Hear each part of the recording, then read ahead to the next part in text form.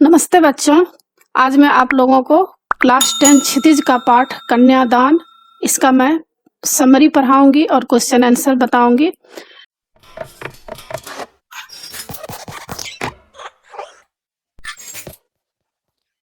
बच्चों, क्लास 9 और क्लास 10 क्षितिज, कृतिका, स्पर्श, संचयन, इन सभी पुस्तकों के सारे चैप्टर्स का इम्पोर्टेंट क्वेश्चन एंड आंसर का पीडीएफ को डाउनलोड करने के लिए और क्लास 9 और क्लास 10 का टेक्स्ट बुक का पीडीएफ फाइल डाउनलोड करने के लिए आप इस वीडियो के डिस्क्रिप्शन में दिए गए प्रोसेस को फॉलो करके आसानी से पीडीएफ फाइल डाउनलोड कर सकते हैं।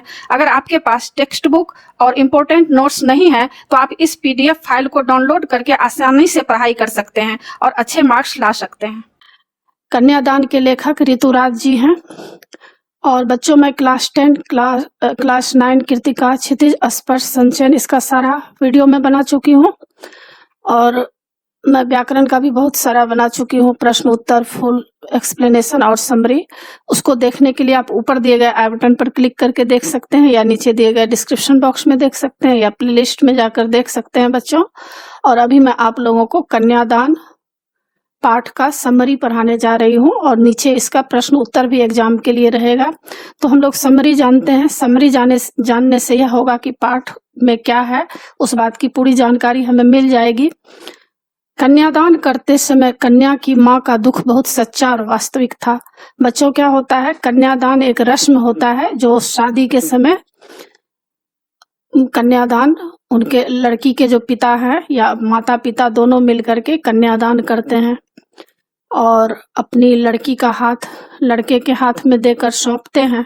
तो कन्यादान एक रस्म होता है। तो इसी के बारे में इस पाठ में कहा गया है कि कन्यादान के बाद कितना दुख लड़की की माँ को होता है, क्योंकि परिवार से लड़की चली जाती है ससुराल और अक्सर ऐसा होता है कि लड़की जो होती है माँ के साथ हमेशा रहती है, दुख सुख में हमेशा एक साथ रहती है। कोई भी बात का विचार विमर्श हो तो माँ बेटी मिलकर घर में विचार विमर्श करती है, लेकिन जब बेटी विदा हो जाती है तो माँ के दिल पर कितना दुख बीतता है, इसी के बारे में इस पाठ में ऋतुराज जी व्यक्त किए हैं। कन्यादान करते समय कन्या की माँ का दुख बहुत सच्चा और वास्तविक था। लेखक कहते हैं कि जब कन्यादान हो रहा था तो क्या हुआ था, कन्या की माँ का दुख बहुत और सच्चा और वास्तविक था। मतलब दुख होना वास्तविक था और वह दुख बहुत ही सच्चा था। आखिर उसकी कन्या उसकी अंतिम पूंजी थी। उसकी कन्या अभी पूरी तरह सयानी नहीं हुई थी, यानी हर तरह की जो जानकारी होना चाहिए परिवार के बारे में, समाज के बारे में, उतना उनको ज्ञान नहीं था, क्योंकि छोटे उम्र में ही शादी हुई थी, उतनी बड़ी भी सयानी भी नहीं हो चुकी थी। तो धीरे धीरे आदमी को क्या होता है, धीरे धीरे ज्ञान आता है, बुद्धि आता है। इसीलिए इसमें कहा गया है कि कन्या अभी पूरी तरह से सयानी नहीं हुई थी। उसे संसार के कुछ सुखों का तो आभास था, किंतु आने वाले दुखों का बोध नहीं था।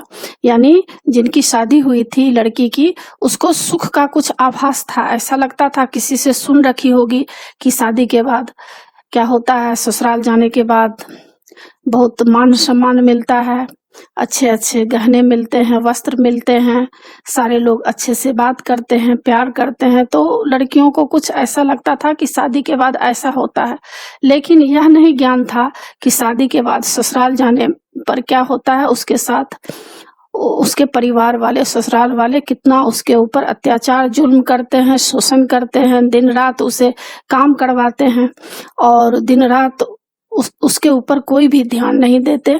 तो यह सब बात नहीं वह जान चुकी थी। वह जीवन की कुछ मधुर कल्पनाओं में जी रही थी। वह लड़की जो है केवल मधुर कल्पनाओं में जीती थी कि शादी के बाद इतना अच्छा होता है, सुख सुविधा मिलता है, यह सब जानती थी।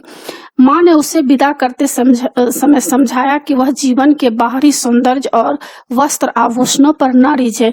माँ जब ससुराल लड़की जा रही थी विदा करते समय, तो माँ उनको समझाई थी कि बाहरी जो तुमको सौंदर्य और वस्त्र आभूषण तुमको ससुराल में मिलेगा, उसके ऊपर ही तुम नहीं रीझना, क्योंकि यह एक भ्रम है, छलावा है। हो सकता है तुमको वस्त्र और आभूषण देकर तुमको यह कहना वो लोग का मन होगा कि चलो इतना चीज दे देते हैं तो वह पूरी तरह से मान जाएगी और उसके ऊपर शोषण, जुल्म, अत्याचार करेंगे, तो यह सब भ्रम में तुम कभी भी मत पड़ना। वह जीवन की भयानक वास्तविकताओं को समझे। उनकी माँ बेटी को समझा रही है, लड़की की माँ लड़की को यह समझा रही है कि जीवन में जो भयानक वास्तविकता है, कष्टों को जाने और लड़की होकर भी लड़की सी भोली ना बने। यानी लड़की की माँ हर तरह से अपनी बच्ची को यह समझाने का कोशिश कर रही है कि जब वह ससुराल जाएगी तो बाहरी सौंदर्य और वस्त्र आभूषण के पीछे नहीं पड़े, बल्कि वास्तविक जीवन क्या होता है, सच्चा सुख उसे मिल रहा नहीं है कि नहीं मिल रहा है। ऐसा तो नहीं है कि उसके जीवन में छलावा हो रहा है, उसके ऊपर जुल्म अत्याचार हो रहा है। तो यह सब बात को वह समझे और कष्टों को जाने और लड़की होकर भी लड़की सी भोली ना बने। उनकी माँ का कहना यह है कि लड़की हो, लड़की जैसे दिखना चाहिए, लेकिन ऐसा नहीं हो कि तुम एकदम से भोली बन जाओ। भोली बनने से क्या होगा, तुम्हारे ऊपर जुल्म होंगे, शोषण होगा, अत्याचार होगा। इसलिए तुम वहां अपना जीवन जो है किस तरह से जीना है, यह इन सारी बातों की जानकारी इस पाठ में, कन्यादान पाठ में लेखक बताए हैं कि कन्या की जो लड़की की जो माँ होती है, कितने अलग अलग तरह से, कई तरह से अपने बच्ची को, अपनी लड़की को समझाने का प्रयास की हैं। तो इस पाठ में यही दिया गया है बच्चों। और मैं अभी आप लोगों को प्रश्न उत्तर पढ़ाने जा रही हूँ।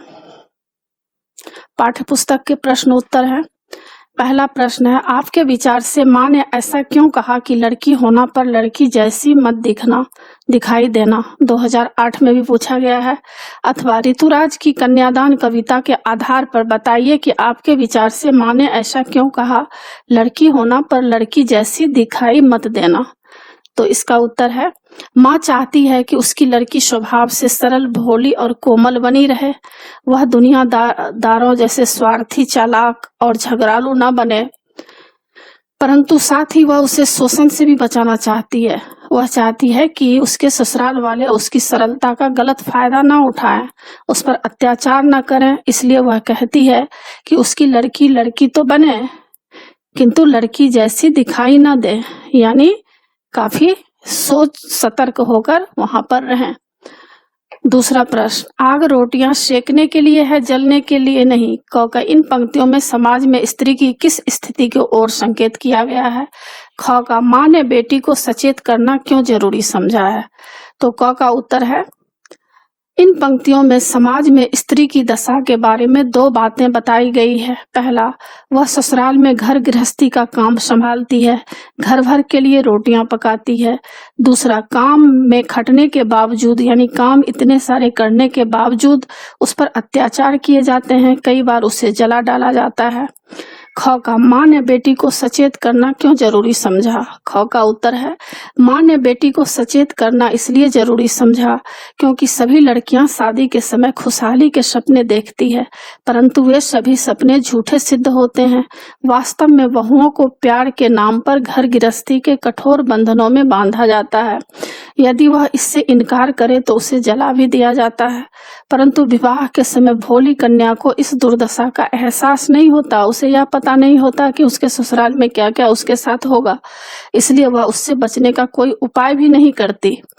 तीसरा प्रश्न, पाठिका थी वह धुंधले प्रकाश की, कुछ तुकों और कुछ लयबद्ध पंक्तियों की।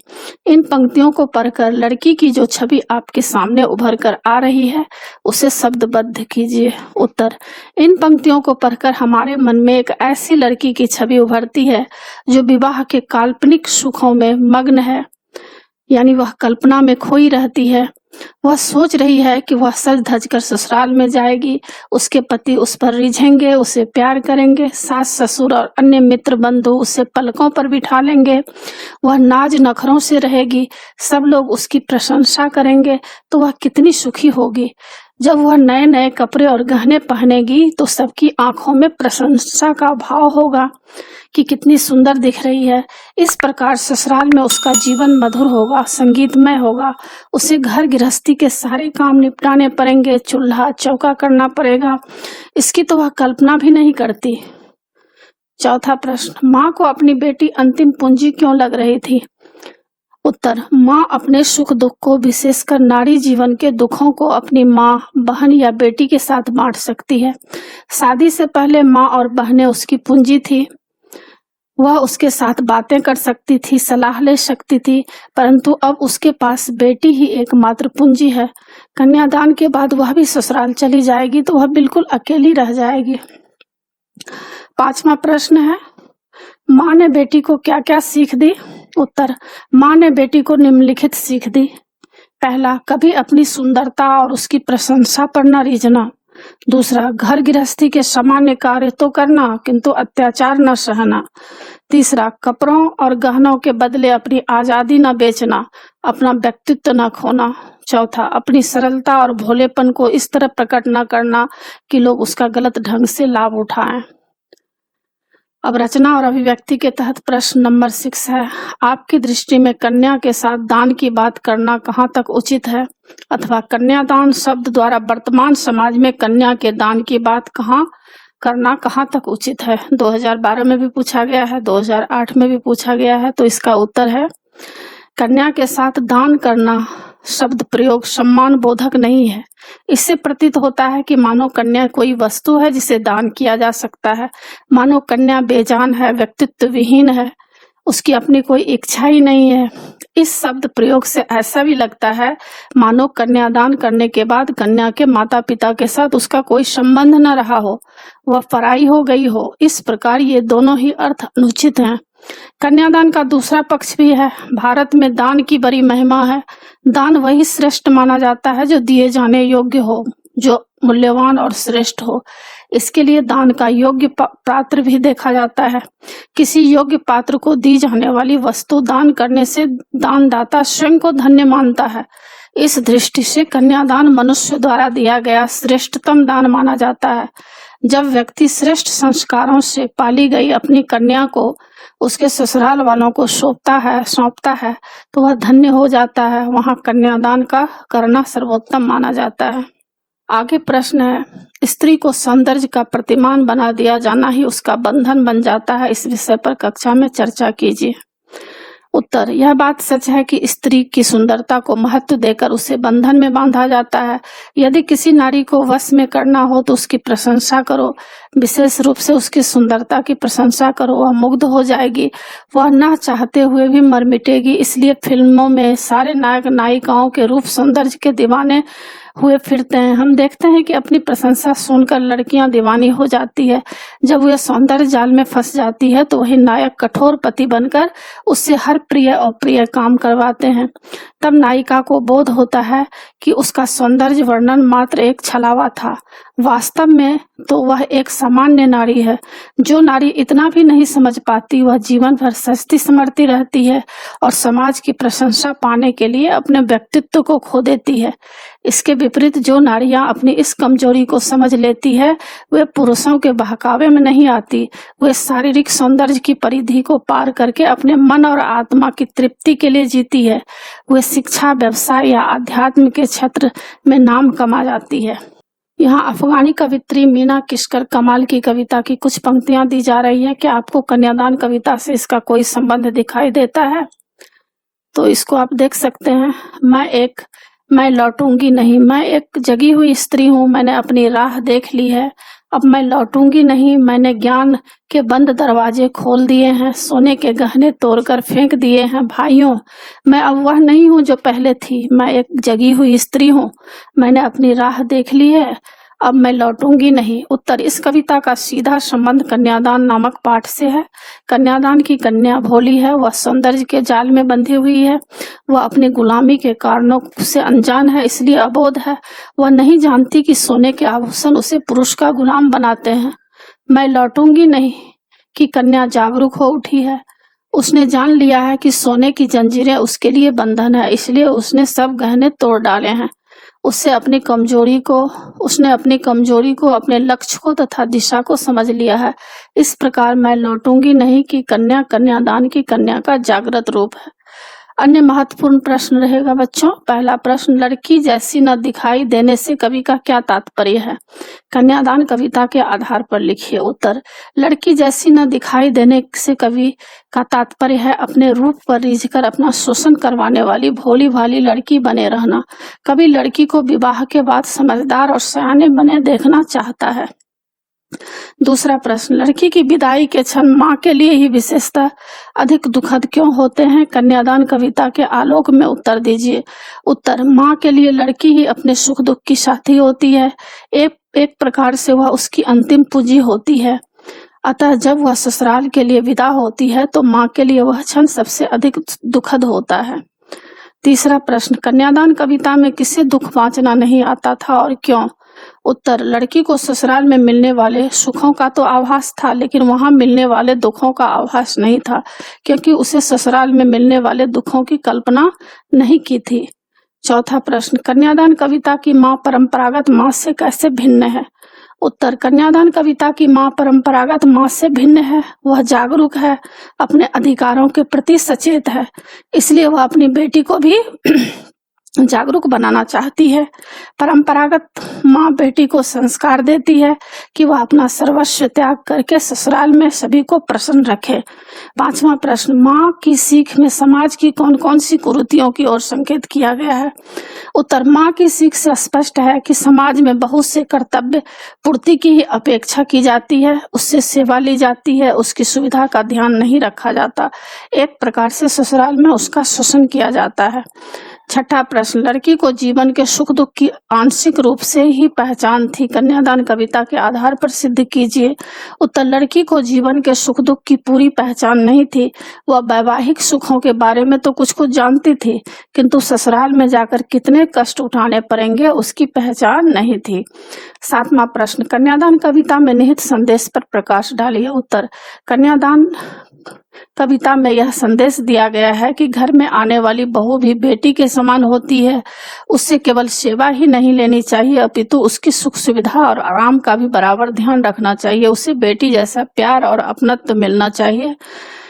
आठवां प्रश्न है, कन्यादान कविता का उद्देश्य संदेश स्पष्ट कीजिए। उत्तर, कन्यादान कविता नारी जागृति से संबंधित है। कवि नारी को अपनी बेरियों को समझने की प्रेरणा देता है। उनका कहना है कि नारी का सौंदर्य, प्रशंसा, वस्त्र, गहने आदि उसे गुलाम रखने के लिए नए नए ढंग हैं। नारी उन्हीं जालों में फंसकर अपना व्यक्तित्व खो बैठती है। कभी कभी वह पुरुषों द्वारा जला भी डाली जाती है। यदि नारी अपनी कमजोरियों के प्रति सचेत हो जाए, अपनी कोमलता और सरलता के प्रति सजग हो जाए, तो वह शक्तिशाली बन सकती है। नौवां प्रश्न है, कन्यादान कविता में माँ ने बेटी को जो सीख दी है, क्या वह आज के युग के अनुकूल है? पक्ष या विपक्ष में तर्क देकर स्पष्ट कीजिए। अथवा वर्तमान संदर्भों में कन्यादान कविता कितनी उपयुक्त है, स्पष्ट कीजिए। उत्तर, कन्यादान कविता में माँ ने बेटी को जो सीख दी है वो उसके भले के लिए दी है। उसने दुनिया का व्यवहार देखा है, अपने साथ बीते अनुभव भी जिए हैं। वह नारी के शोषण की सारी कहानी जानती है। नई बहू की सरलता का लाभ उठाकर उस पर अनुचित दबाव बनाया जाता है। माँ नहीं चाहती कि उसकी बेटी की सरलता का गलत फायदा उठाया जाए, इसलिए यह सिख युग के अनुकूल है। 10वां प्रश्न, कन्यादान कविता में स्त्री जीवन की किस समस्याओं को उभारा गया है, अथवा कन्यादान कविता में कन्या की कैसी छवि उभर कर आई है? उत्तर, इस कविता में कन्या को अबोध कहा गया है। वह विवाह से पूर्व विवाह के सुखों की कल्पना तो करती है, किंतु उसके दुखों से परिचित नहीं होती। अतः वह अपनी सुंदरता की प्रशंसा सुन सुनकर सारी घर गृहस्थी का बोझ अपने सिर पर उठाने को तैयार हो जाती है। तो इसी के साथ बच्चों पाठ की समाप्ति होती है। आशा है आप लोगों को सब समझ में आ गया होगा और एग्जाम के लिए अच्छी तरह तैयार कर लीजिएगा। और बच्चों, आप मेरे चैनल देवजी नागरी को जरूर सब्सक्राइब कीजिएगा और सब्सक्राइब के बगल में जो बेल आइकन बटन है उसे क्लिक कीजिएगा, लाइक कीजिएगा और शेयर कीजिएगा। कमेंट्स जरूर कीजिएगा कि आपको यह पाठ कैसा लगा। नए पाठ के साथ फिर मैं मिलूंगी बच्चों। धन्यवाद।